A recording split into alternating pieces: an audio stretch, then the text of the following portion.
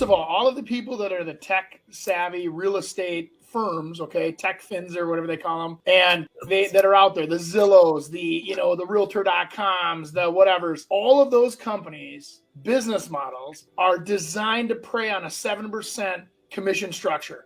All the guaranteed buy programs, all the whatever, they're more than 7%. They're all in that, they all have to make money. So it's like when they attack the realtor that's actually representing the individual person, the little guy, what in the hell are you thinking? You need these people to be represented more than anybody else in the transaction. The buyers need to be represented. They need to have somebody looking out for their best interest. They need to have somebody that will actually do a market analysis before they write their offers to know what they're getting into, number 3. Number 4, I sit there and I say, where are they going to come up with the money to pay that agent? They're not. So what they have to do is they have to finance it anyway. With the way we have it structured right now, it's built into the loans, it's built into the cost of the deal, and it's done. So buyers, which is where you make your money, ladies and gentlemen, you make money when you buy, not when you sell. Everybody's got that backwards. You make money when you buy. It's more important to be represented when you buy, especially if you're underexperienced, meaning that you haven't bought anything before, more complex situation, and you want somebody in your corner. So like that gentleman said on the last thing, hiring an attorney or coming in and trying to do it yourself, odds are you're going to miss something and you're going to cost yourself thousands of dollars. And I'm not saying that. I've observed this.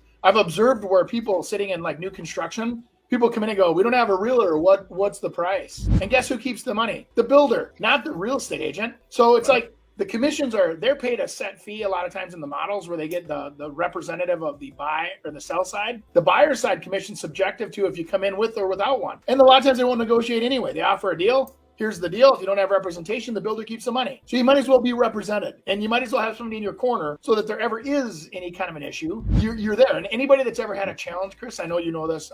I'll slow down here. Anybody that's ever had a challenge on a file when they bought a house and they had a fight on their hands, absolutely 1,000% thanks God that they have a representative in their corner. Because they need it all the way through. Yeah. And it's, I'll tell you, that's actually a question you should be asking your buyer's representative is, hey, what happens if the proverbial blank hits the fan? How does your firm protect me as a client?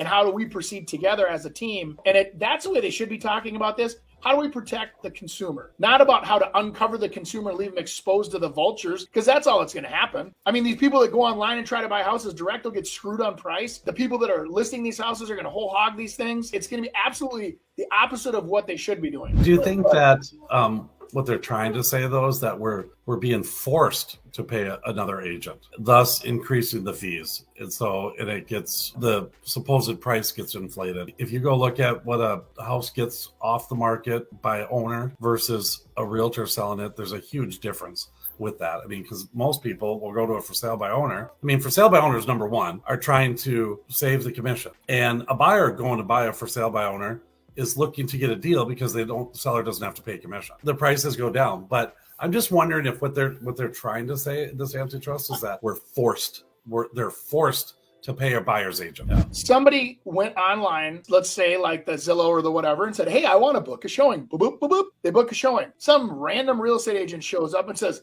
hey, I'll help you guys write this deal up. It doesn't cost you anything. The seller pays everything. Let's just write it up. And they don't realize that because it's not disclosed in a timely fashion.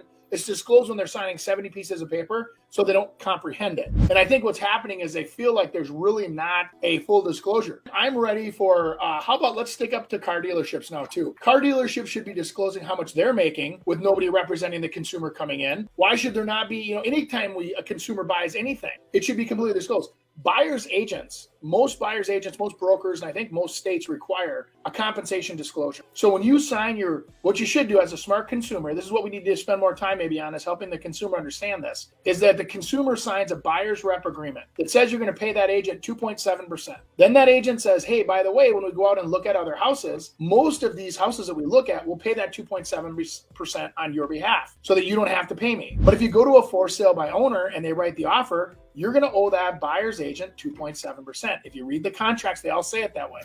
And so when you look at the breakdown of what they're talking about here, I don't think there's any buyer's agent that has ever gone through with their buyer, went through the contract like, you and I both, I do this every time. Almost before I take them out looking at houses, when we're having coffee at the coffee shop, and I'll say, let's go through this together so you understand what I'm being hired for, because I'm going to put a lot of my time, energy, and effort into your success. And I'm not going to do that unless I know I'm going to get paid. Because we do everything, again, the industry is pro bono, right? So if we don't sell you anything, we don't get paid. Here's the other side of this. if this starts getting into the point of where people have to, we're only hiring you as a selling agent, and it really doesn't matter what the house sells for. And I think the industry should start doing that. So fine, hire me at 3%.